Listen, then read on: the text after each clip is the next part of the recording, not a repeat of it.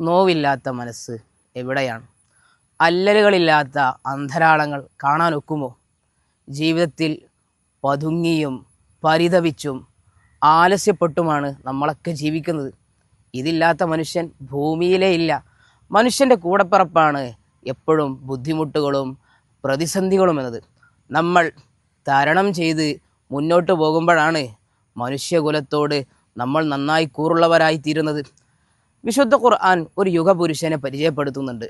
ശൈശവങ്ങളിൽ പ്രതിസന്ധികൾ മാത്രം, യൗവനത്തിലെത്തിയപ്പോഴും ബുദ്ധിമുട്ടുകൾ കൂടപ്പിറപ്പ് തന്നെയാണ്, വാർദ്ധക്യമായപ്പോഴും അദ്ദേഹത്തിന് സ്വസ്ഥമായി ജീവിക്കാൻ കഴിയുന്നില്ല.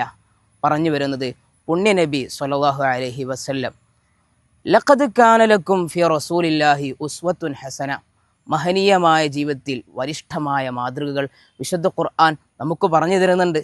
എവിടെയും അല്ലലുകളില്ലാതെ ജീവിക്കാൻ പഠിപ്പിച്ച ഒരു മഹാമനുഷി, മാനുഷിക കുലത്തിൻ്റെ സർവമാന സമസ്യകൾക്കും പൂരണവും ഉദാത്തമായ മാതൃകയും പുണ്യനബി സ്വല്ലല്ലാഹു അലൈഹി വസല്ലമ തങ്ങളാണ്. അല്ലാഹു തആല നന്നാകാൻ തൗഫീഖ് ചെയ്യട്ടെ.